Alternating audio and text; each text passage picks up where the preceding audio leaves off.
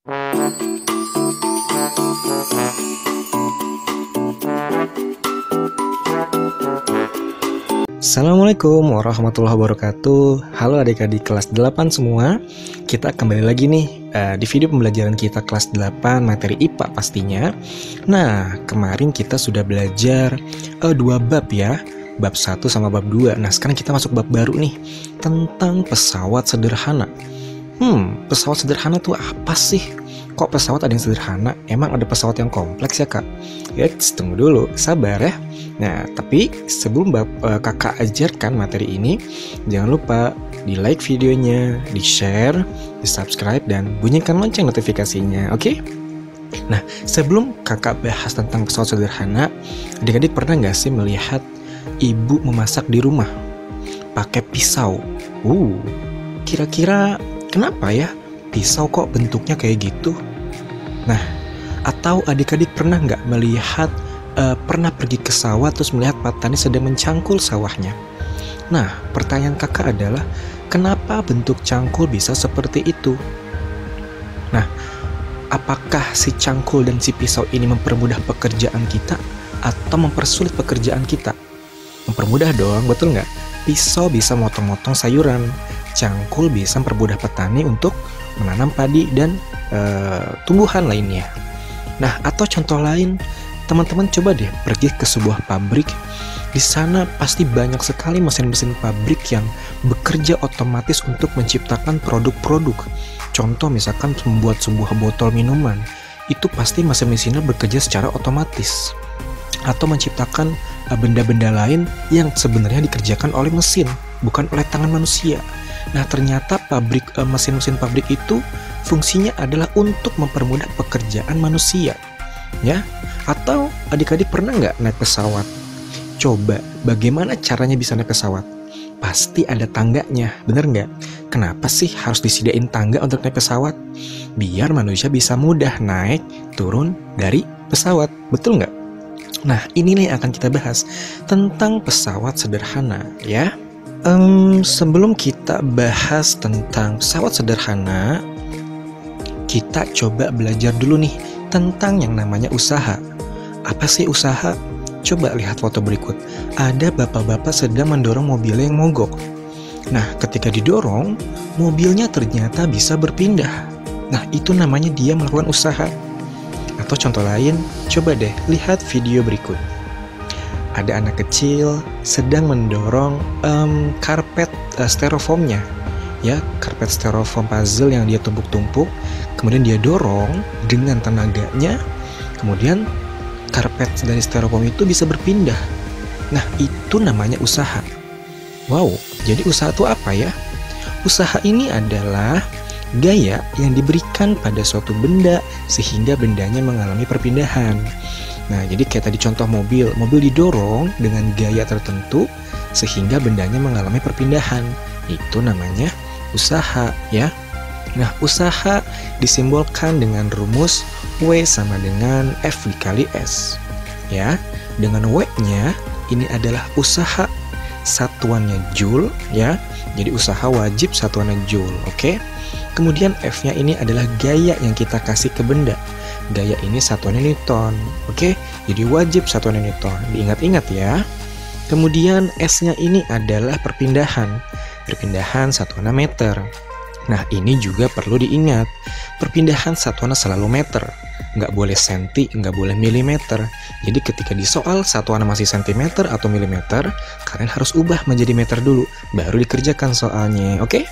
Nah, sebenarnya oke.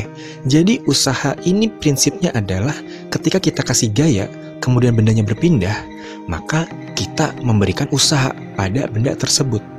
Ya, tapi pertanyaannya adalah bagaimana kalau benda itu tidak berpindah setelah kita kasih gaya? Nah, jadi udah kita kasih gaya kenceng-kenceng, udah kita kasih gaya besar, tapi bendanya nggak berpindah. Nah, ini berarti nilai usahanya adalah 0. Ya, jadi usaha itu wajib bendanya berpindah ketika dikasih gaya. Kalau bendanya nggak berpindah ketika dikasih gaya, berarti dia tidak memiliki usaha, ya. Nah, itu prolognya. Kita belajar usaha. Lalu apa sih hubungannya usaha sama pesawat sederhana? Nah, kita coba pelajari pelan-pelan ya.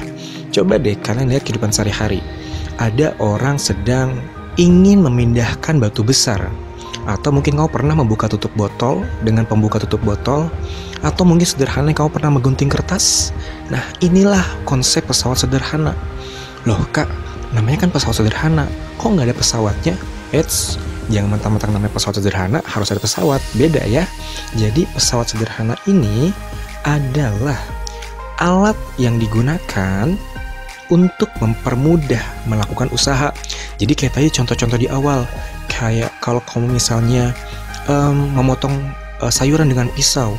Pisau memudahkan kita untuk memotong sayuran. Coba nggak ada pisau, pasti susah dong memotong sayuran, bener nggak? Atau misalnya kamu, saudara kamu seorang petani. Bagaimana kalau nggak ada cangkul? Bagaimana petani bisa menanam padi kalau nggak ada cangkul? Pasti susah dong. Makanya cangkul diciptakan untuk mempermudah pekerjaan petani. Nah ini dia. Jadi pesawat sederhana ini adalah alat yang digunakan untuk mempermudah kita ketika melakukan usaha. Kayak contoh tadi, kita dorong mobil susah banget. Nah maka perlu adanya pesawat sederhana untuk mempermudah kita dalam melakukan usaha gitu. Jadi pesawat sederhana ini adalah alatnya ya. Nah, pesawat sederhana ini punya beberapa jenis. Ya, pertama ada pengungkit atau nama lainnya tuas. Kemudian ada yang namanya katrol. Kemudian ada yang namanya bidang miring. Dan terakhir ada yang namanya gear. Nah, di video ini kita hanya akan mempelajari tentang pengungkit saja ya. Next, untuk katrol, bidang miring, dan gear kita akan mempelajari di video berikutnya. Oke, sekarang kita akan bahas tentang pengungkit. Pengungkit ya, bukan penguntit. Bedakan ya. Pengungkit atau nama lainnya adalah tuas ya. Jadi nanti kalau misalkan di soal ada dua bahasa pengungkit atau tuas, jadi sama aja ya antara pengungkit sama tuas. Contohnya misalnya kamu naik jungkat-jungkit, atau kamu lagi gunting kertas, atau kamu sedang mancing. Nah ini contoh-contoh dari pengungkit atau tuas. Selanjutnya Bapak akan menjelaskan dengan bahasa tuas aja ya, tidak pengungkit biar bahasanya jadi lebih mudah. Oke, nah ternyata kenapa sih jungkat-jungkit, terus ketika menggunting dan ketika memancing contoh dari pengungkit? Ternyata pengungkit atau tuas ini adalah jenis pesawat sederhana berupa tongkat atau batang kaku yang dapat bergerak pada titik tertentu yang disebut dengan titik tumpu ya. Jadi titik tumpu ini ibaratnya tuh porosnya, pusatnya. Kalau pintu tuh porosnya di samping ya. Jadi titik tumpu ini adalah porosnya, pusatnya ya, yang menjadi acuan. Oke. Nah, ternyata pengungkit ini ada beberapa istilah ya. Jadi kita pelajari dulu nih istilah-istilah dalam pengungkit. Nah, contoh kamu ingin membalikan batu besar. Berat dong. Nah, ternyata ada beberapa istilah nih. Kalau dari gambar ada poin A, poin C, dan poin B. Poin A adalah si anak ya, atau lebih tepatnya tangan si anak. C adalah batu kecilnya. B adalah batu besar yang ingin dipindahkan. Nah, A ini adalah kuasa atau gaya ya. Jadi kuasa atau gaya sama aja. Jadi poin A ini adalah gaya yang diperlukan untuk mengangkat atau memindahkan beban. Jadi ketika kita kasih gaya, nah itu namanya kuasa. Oke. Kemudian poin C ini adalah titik tumpu. Seperti yang tadi kakak bilang, titik tumpu atau porosnya, atau sebagai poros atau sebagai acuan ya, sebagai tumpuan ya. Oke. Nah kemudian kalau poin B ini bebannya, beban yang ingin kita pindahkan ya, beban atau berat beban yang ingin kita pindahkan, simbolnya W ya. Nah kemudian sekarang ada yang namanya AC, ada yang namanya BC. AC ini lengan kuasa ya, dari A ke C ini panjangnya ya, panjang atau jarak, ini namanya lengan kuasa. Jadi lengan kuasa ini adalah jarak antara titik tumpu ke kuasa, atau jarak antara titik C ke A gitu ya. Dengan lengan kuasa disimbolkan dengan LF. Oke. Nah kalau BC namanya lengan beban. Ini berarti jarak antara titik tumpu ke beban, berarti dari C ke B. Nah ini namanya lengan beban ya, simbolnya LW. Nah makanya pengungkit ini dirumuskan dengan F dikali LF sama dengan W dikali LW. F-nya kuasa atau gaya, LF-nya lengan kuasa, W-nya beban atau berat beban, LW-nya adalah lengan beban. Dihafalin ya. Hati-hati, kalau ulangan pasti keluar. Nah, ternyata pengungkit ini ada macam-macamnya, ya. Ada pengungkit jenis pertama, ada pengungkit jenis kedua, dan ada pengungkit jenis ketiga. Kita coba bahas satu persatu. Nah, pertama, pengungkit jenis pertama. Pengungkit jenis pertama ini adalah titik tumpunya ini terletak di antara beban dan kuasa. Maksudnya gimana sih? Coba kita lihat gambar ya. Nah, kamu lagi main jungkat-jungkit. Nah, ada yang di atas, ada yang di bawah. Coba, misalnya nih kamu yang pakai baju oranye. Pasti kamu harus memberikan gaya yang besar agar teman kamu yang di depan kamu ini bisa naik ke atas, bener nggak? Berarti yang ngasih gaya siapa? Kamu atau teman kamu yang di bawah? Kamu dong, bener nggak? Nah, karena kamu yang ngasih gaya, berarti kamu adalah kuasanya. Kamu F-nya, oke? Nah, berarti kamu nih F-nya nih. Nah, kemudian kalau yang tengah-tengahnya ini nih, nah berarti ini porosnya, titik tumpunya, acuannya. Ya, kalau nggak ada ini, kamu nggak bisa main jungkat-jungkit, betul? Nah, barulah si anak yang di bawah ini namanya beban. Beban yang ingin kamu angkat ke atas dengan tenaga kamu. Paham nggak maksudnya? Kalau dilihat dari gambar ini, titik tumpu terletak di antara beban dan kuasa, bener nggak? Nah, makanya ini menjadi contoh pengungkit jenis pertama. Oke? Jadi pengungkit jenis pertama ini, titik tumpunya ada di antara beban dan kuasa. Ya, contoh lain. Kamu sedang menggunting. Gaya yang diberikan di sebelah mana sih? Nah, sebelum gaya coba kita lihat ya. Nah, jadi nih poros yang ada di gunting ini, nah inilah titik tumpunya ya. Jadi yang titik itu tuh di antara yang digunting itu, nah itu namanya porosnya. Nah, terus gayanya di mana? Ya kita kalau gunting gayanya dari mana sih? Dari tangan kan? Nah, maka tangan kita ini adalah kuasanya, F-nya. Lalu bebannya di mana? Nah, siapa yang ingin kita gunting? Si kertas, betul nggak? Maka si kertas ini atau bagian gunting paling ujung, nah inilah si beban. Oke, paham ya? Jadi kalau dilihat dari gambar, ini kelihatan titik tumpunya di tengah, kemudian kuasanya di sebelah kiri, kemudian bebannya ada di sebelah kanannya, ya. Nah, itu namanya pengungkit jenis pertama. Kemudian pengungkit jenis kedua. Nah, kalau pengungkit jenis kedua, bebannya yang terletak di antara kuasa dan titik tumpu. Jadi kalau tadi kan pengungkit jenis pertama titik tumpunya yang di tengah. Sekarang bebannya yang di tengah. Contoh. Nah, kamu lagi dorong gerobak. Ingat, beban yang ada di dalam gerobak berarti itu bebannya dong. Bener nggak? Barang yang ada di dalam gerobak. Nah, itu berarti si bebannya. Terus gayanya di mana? Kuasanya di mana? Ingat, tadi kuasa sama dengan gaya kan? Mana tempat yang mengeluarkan gaya?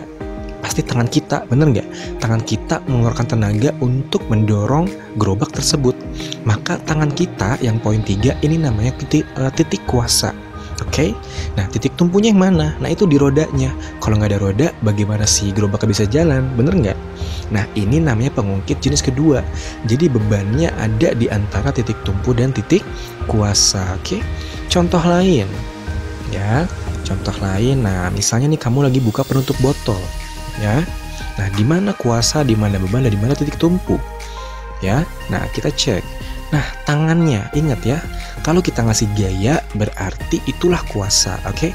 Ingat kata-kata kakak. Kalau di situ ada gaya, maka disitulah kuasanya, karena kuasa sama dengan gaya, ya. Kemudian tutup botolnya. Nah, tujuan kita membuka tutup botol itu apa sih? Untuk membuka botolnya, bener nggak? Untuk melepaskan tutup botol dari botol. Maka si tutup botolnya ini menjadi beban yang ingin kita buka, yang ingin kita buang. Maka dialah bebannya, dialah W-nya. Titik tumpunya yang mana? Nah, titik tumpunya adalah ujung botolnya. Ya, kalau nggak ada ujung botol, nggak ada penyangganya nanti. Nah, maka si bebannya ini ada di antara titik tumpu dan kuasa. Titik tumpu di sebelah kirinya, kuasanya di kanannya. Gitu. Nah, terakhir, baru pengungkit jenis ketiga. Kalau tadi pengungkit jenis pertama, titik tumpunya di tengah. Pengungkit jenis kedua, beban yang di tengah. Otomatis jenis ketiga, kuasanya yang ada di antara titik tumpu dan beban, ya. Contoh, kamu sedang memancing. Nah, coba lihat tangan kamu. Kalau ada ikan tertangkap, pasti tangan kamu berusaha keras untuk mempertahankan alat pancing agar nggak lepas, bener nggak? Nah, berarti itu gayanya di situ, F-nya di situ, ya. Nah, kemudian titik tumpunya, kemudian bebannya yang mana sih? Nah, bebannya adalah si ikan, bener nggak? Ikan yang ingin kita tangkap, ikannya berat nih, susah banget. Nah, berarti dia jadi beban nih buat kita, dia yang ingin kita tangkap. Maka itulah bebannya, ya. Nah, terakhir titik tumpunya di mana? Nah, coba deh, kalau kamu lihat pemancing, biasanya bagian ujung pancingan itu pasti selalu diletakkan di perut, biar pancingannya bisa ditarik, diulur, dan sebagainya, betul? Nah, maka bagian ujung pancingan itu, nah inilah yang dinamakan dengan titik tumpu. Jadi kelihatan dari gambar bahwa kuasanya ini di antara titik tumpu dan beban, ya. Jadi itulah contoh dari pengungkit jenis ketiga, ya.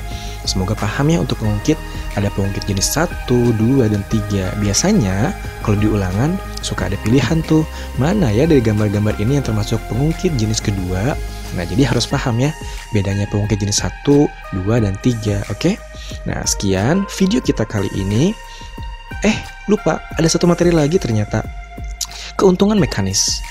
Nah, apa sih keuntungan mekanis? Nah, jadi keuntungan mekanis ini adalah besar gaya kuasa yang dihasilkan oleh pengungkit, ya. Jadi kalau kamu tuh pengen tahu, misal tadi contoh kamu lagi mancing, kamu pengen tahu besar gaya yang dihasilkan oleh kamu tuh berapa, maka ini namanya keuntungan mekanis.